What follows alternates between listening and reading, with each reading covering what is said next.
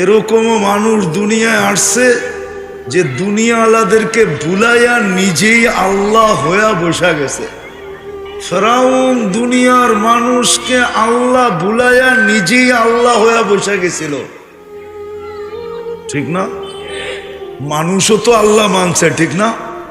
নাইলে ও স্লোগান কোত্থেকে দিল, আনা রব্বুকুমুল আলা, আমি শুধু তোমাদের খোদা না, খোদার বাবা। এই জন্যই আল্লাহ দৃষ্টি আকর্ষণ করছেন, উনজুর ইলা সামাই ওয়া ইরতিফাইহা, মাঝে মাঝে আকাশটা দেখো, উচ্চতাটা দেখো। তারাউনাহু বিগাইরি আমাদ, কোথাও খুঁটি নাই। ওটা যদি আমি শাসন করতে পারি তো তোমাকেও কানে ধরে ঘুরাইতে পারতাম। শুধু ইচ্ছা স্বাধীনতা দিছেন বিদায় কিচ্ছু বলেন না। জমিন প্রতিদিন আল্লাহকে বলে অনুমতি দেন না, সাইজ করি দেখি কোন কোয়ালিটির। আলা কুল্লা ইয়াউমিন ওয়াল আরদু তাস্তাযিনু রাব্বা, প্রতিদিন বলে আল্লাহ অনুমতি দেন না। আল্লাহ জিজ্ঞেস করে এত রাগ, খায় আপনারটা, নাফরমানি করে আপনার, আর কতদিন?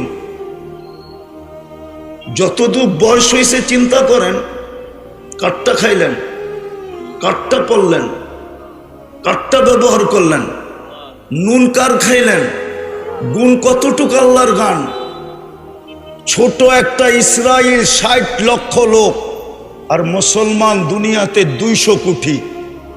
4টা মুসলিম দেশ যার টাকা দুনিয়ার সবচেয়ে বড় টাকা, কুয়েত, বাহরাইন, ওমান, ব্রুনাই।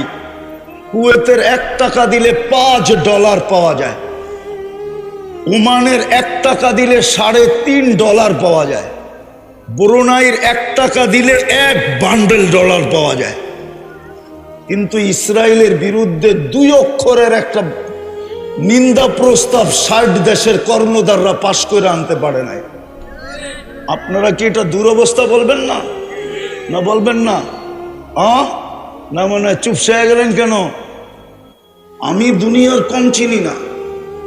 আমি বাংলাদেশের ওই অদ্বিতীয় ব্যক্তি যার আমার সমান দুনিয়া কেউ দেখে নাই।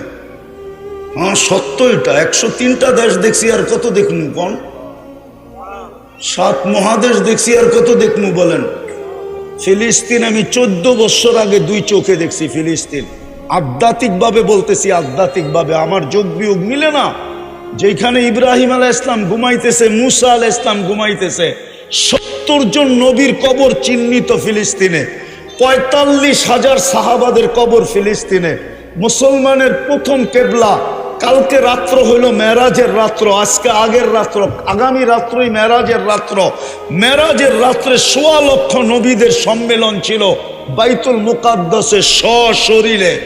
আমাদের নবীজি ইমামতি করছেন, বয়ান করছেন, তারপরে আরশের দিকে টেকআপ করছেন। ওইটা মাটির সাথে মিশলো কি করে? আধ্যাত্মিকভাবে আমাকে যুক্তি দিয়া বুঝান। মিশবে না তো মিশবে না কেন? কেন মিশবে না? 90% মানুষ নামাজ পড়ে না, মসজিদ খালি। আল্লাহ গড় দিল আর খালি পড়ে আছে। গড় দিল আপনার প্রস্তুতি নেওয়ার জন্য, নাইলে হাদিসে কেন আসবে? মসজিদে আসতে যাইতে যাকে বেশি দেখো ওর উপরে স্টিকার লাগায় দাও ইমানদার। কি হাদিস বলতেছি না ভুল বলতেছি? যাকে মাগরিব এশা ফজরে আসতে দেখো স্টিকার লাগায় দাও বিন্নুরিত তাম্মি ইয়াউমাল কিয়ামা। কিয়ামতের দিন উঠছে বেশি নূরওয়ালা, আলোওয়ালা কেউ হবে না।